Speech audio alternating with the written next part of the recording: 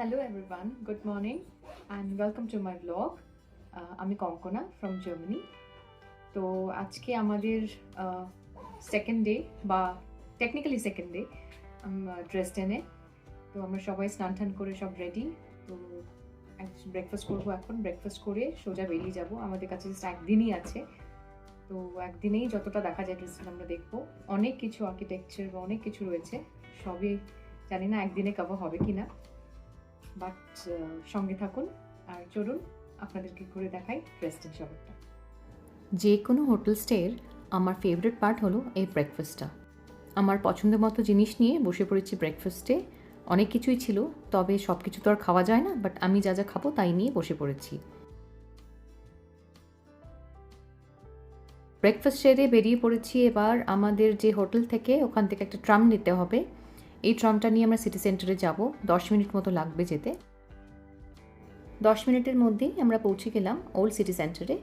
এরপরে একটু দেখে নিতে হবে যে কোনটা দিয়ে শুরু করব। আশেপাশে দিয়েই সব অ্যাট্রাকশনগুলো রয়েছে।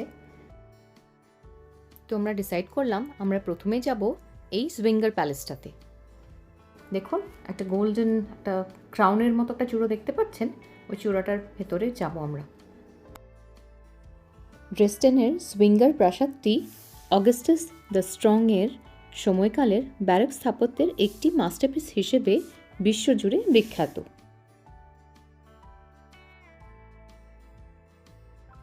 এতে অবাক হবার কিছু নেই যে এই অসাধারণ ভবনটি এখন রাজ্যের রাজধানী স্যাক্সনির অন্যতম প্রধান আকর্ষণ।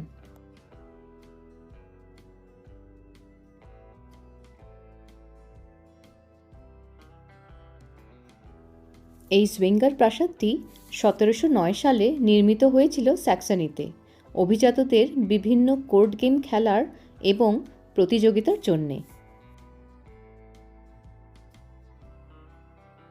লং গ্যালারি 1712 সালে তৈরি করা হয়েছিল, আর ক্রাউন গেট, যেটা ফটোগ্রাফারদের সবচেয়ে বড় আকর্ষণ, 1714 সালে তৈরি হয়েছিল।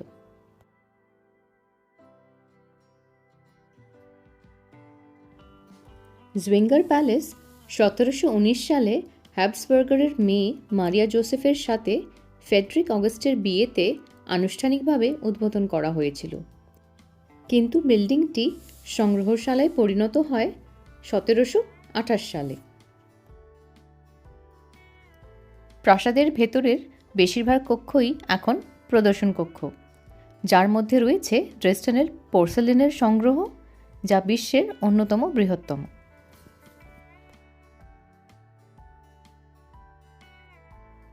আমাদের হাতে সময় কম থাকাতে এবার আমরা আর এই সুইঙ্গার প্যালেসের মিউজিয়ামটা দেখে উঠতে পারিনি।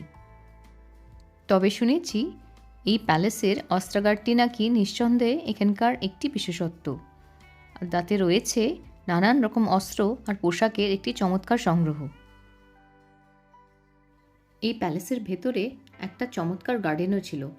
আপনারা যদি ইন্টারনেটে সার্চ করেন কখনো এই ড্রেসডেন সুইঙ্গার, তবে দেখতে পাবেন সেই বাগানটির ছবি। দুর্ভাগ্যবশত সেই গার্ডেনটি মেনটেন্যান্সের জন্যে বন্ধ ছিল, তাই আমাদের আর সেটা দেখার সৌভাগ্য হলো না। যাই হোক, তবে চারিদিকটা এত সুন্দর, মন আমার একদম ভরে গেছে। এবার আমরা যাব পরের অ্যাট্রাকশনের জন্য। এই সেই ক্রাউন গেট, ফটোগ্রাফারদের ফেভারিট স্পট, যেটা আমি ঢোকার আগেই দেখিয়েছিলাম বাইরে থেকে। এই পুরো প্যালেসটাকে ভালো করে ঘুরে দেখতে আমাদের প্রায় 1 ঘন্টা মতো লাগলো। এবার আমরা বাইরের অ্যাট্রাকশনসগুলোর দিকে এগোবো।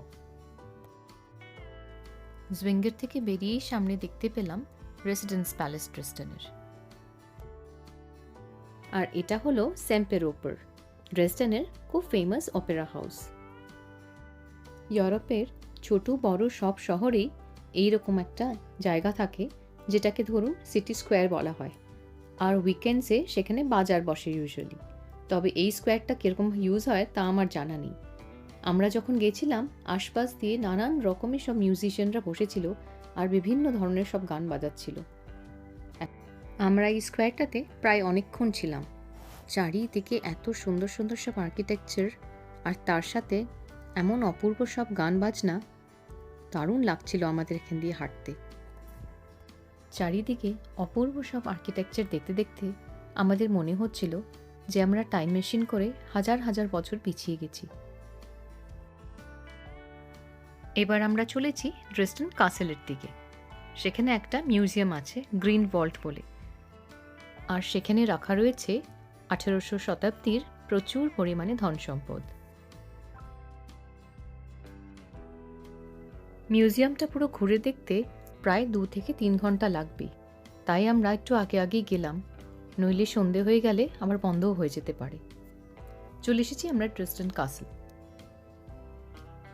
এই গ্রিন ভল্ট মিউজিয়ামটাতে নাকি ইউরোপের সবচেয়ে বড় ধন সম্পদ কালেকশন রয়েছে। টিকিট কাউন্টারে গিয়ে জানতে পারলাম যে 2টো গ্রিন ভল্ট রয়েছে, একটা হলো হিস্টোরিক গ্রিন ভল্ট আর আরেকটি new green vault. Historic green ভল্টটাতে টিকিট না পাওয়ায় আমরা চুজ করলাম নিউ গ্রিন ভল্টটা। এই মিউজিয়ামটি তৈরি করেছিলেন Augustus the strong of Poland and Saxony 1723 সালে। আর এই মিউজিয়ামে সাজানো রয়েছে ব্যারক টু ক্লাসিসিজম স্টাইলের নানান রকমের এক্সিবিটস।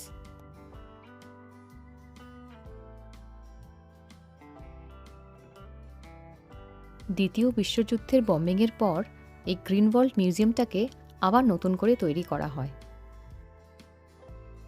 এটা বলা হয় যে এই মিউজিয়ামটা নাকি পৃথিবীর সবচেয়ে পুরনো মিউজিয়াম।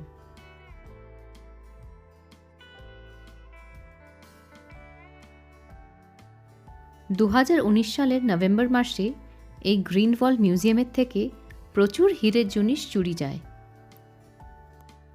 চুরি যাওয়া জিনিসের মধ্যে ছিল 49 ক্যারেটের একটি ড্রেসডেন হোয়াইট ডায়মন্ড, একটি 16 ক্যারেটের ডায়মন্ড আর 770টি ছোট হিরে।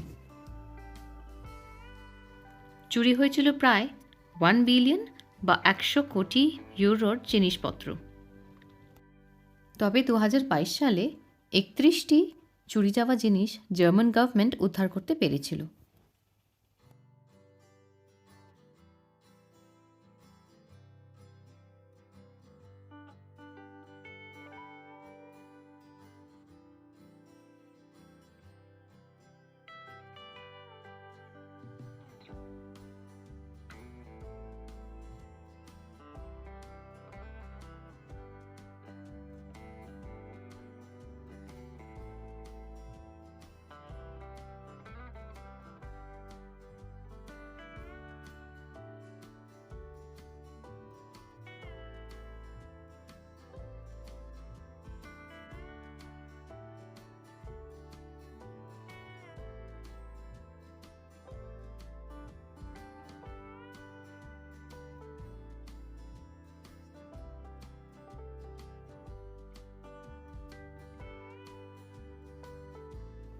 এই দেখুন, এই জিনিসটি ভারত থেকে আনানো। বিদেশি মিউজিয়ামে নিজের দেশের কিছু জিনিস দেখতে পেলে দারুণ আনন্দ হয়, তাই না? প্রতিটি জিনিসে কি সূক্ষ্ম আর কি অপূর্ব কাজ।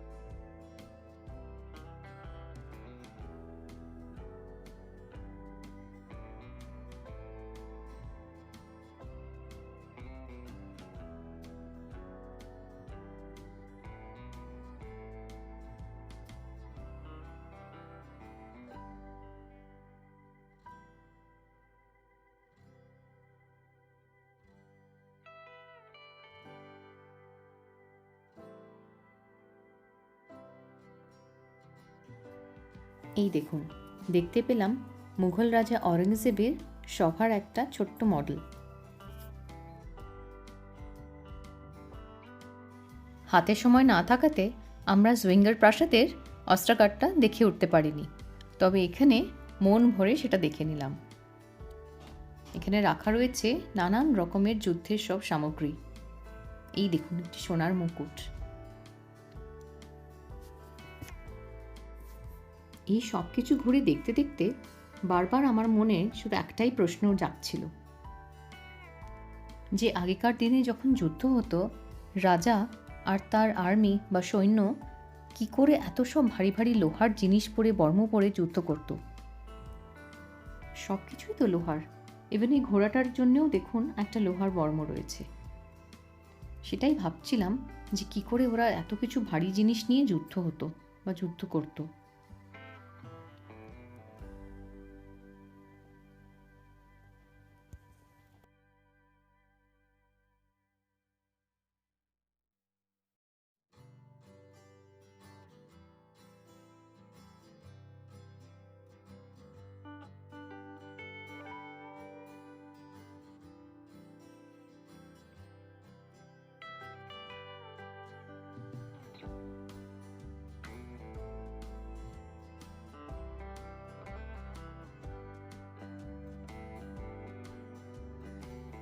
আমাদের প্রায় 3 ঘন্টা মতো লাগলো সময় এই পুরো মিউজিয়ামটাকে ঘুরে দেখতে।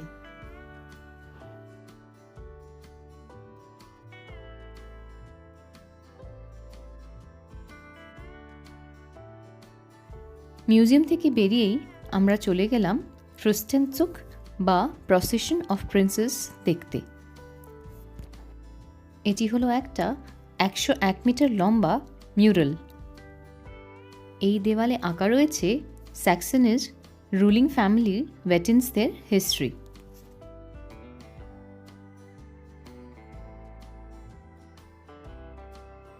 এই দেখুন, এখানে একটা ছেলে স্ট্যাচু হয়ে দাঁড়িয়ে রয়েছে, আর ওর ঝুড়িতে কেউ যখন পয়সা ফেলছে তখন এইভাবে ও একটু নড়ে উঠছে। দারুণ লাগছে দেখতে, তাই না?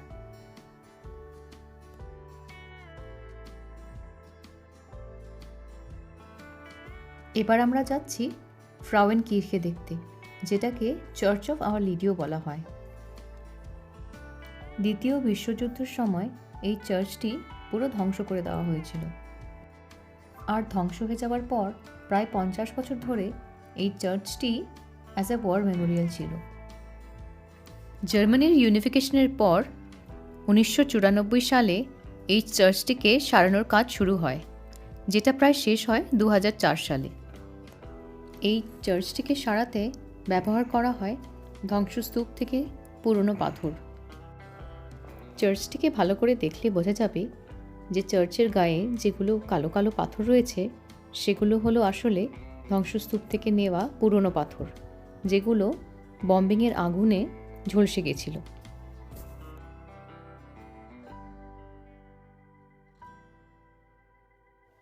আমরা যে সেই ব্রেকফাস্ট করে বেরিয়েছিলাম, তারপরে আমাদের আর কারো খিদেই পায়নি সারাদিন। এখন প্রায় 3:30 মতো বাজে। এখন একটু হালকা হালকা খিদে পাচ্ছে। ওদিকে আবার 7:30 নাগাদ আমাদের ডিনার রিজার্ভেশন করা আছে রেস্টুরেন্টে। তো তাড়াতাড়ি ডিনার করতে হলে এখন খুব একটা হেভি খেলে হবে না, তাই এখন কিছু হালকা খাবো ভাবলাম। ড্রেসডেন এলাম, অথচ ড্রেসডেনের ফেমাস খাবার খেলাম না, তা কি কখনো হয়? তাই আমরা আয়ারশেকে, এটা হলো একটা ড্রেসডেনের ফেমাস কেক, যেটা ধরুন খানিকটা চিজ কেকের মতো, সেটা খুঁজতে লাগলাম। এ দোকান সে দোকান খুঁজে কোথাও আর আয়ারশেকে খুঁজে পাই না।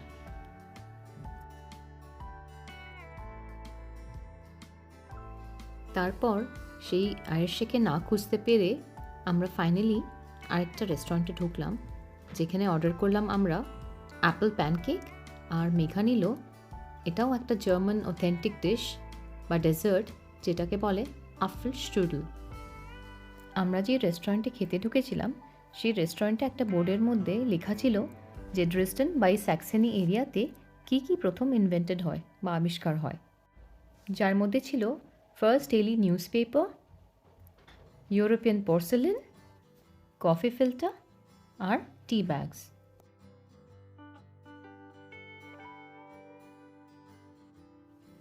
হাঁটতে হাঁটতে আমরা এবার পৌঁছে গেলাম দ্য ব্যালকনি অফ ইউরোপে, বা যেটাকে বলা হয় ব্রুস টেরেস। এলবে নদীর ধারে এটা হলো একটা ভিউইং প্ল্যাটফর্ম। এই জায়গাটা নাকি ড্রেসডেনের লোকালদের কাছে আর ট্যুরিস্টদের কাছে দুজনের কাছেই নাকি খুব প্রিয়। লোকে এখানে বিকেলে হাঁটাহাঁটি করে, লোকজন দেখে, বা এত সুন্দর চারিদিকে দৃশ্য সেটাকে উপভোগ করে। এই জায়গাটার ধার দিয়ে রয়েছে সারি সারি কফি শপ।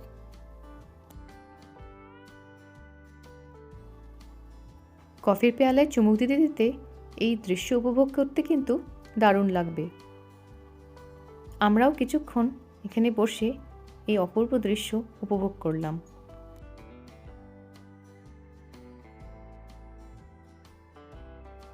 এখন 5:30 মতো বাজে, আর কিছুক্ষণের মধ্যেই অন্ধকার হয়ে যাবে।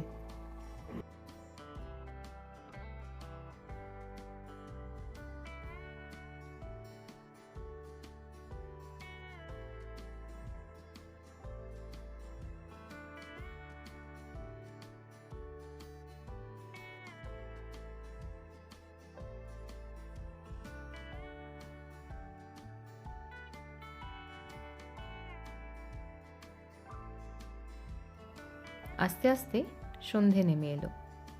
এবার আমাদের হোটেলের দিকে ফিরতে হবে। এই পুরো দিনটা আমাদের ড্রেসডেনে খুব ভালো কাটলো। একটা দিন শুধু খুব কম পড়ে গেল এত সুন্দর একটা শহর দেখার জন্যে। মনে হচ্ছিল আরও কদিন আমরা থেকে যেতে পারি, তবে আর কিছু করার নেই। আবার হয়তো আসবো কোনো দিনও। আর আমার ব্লগটা আজকে আমি এখানেই শেষ করলাম। আপনাদের সাথে আবার দেখা হবে পরের সপ্তাহে আরেকটি নতুন ব্লগের সাথে। সবাই সুস্থ থাকবেন, ভালো থাকবেন।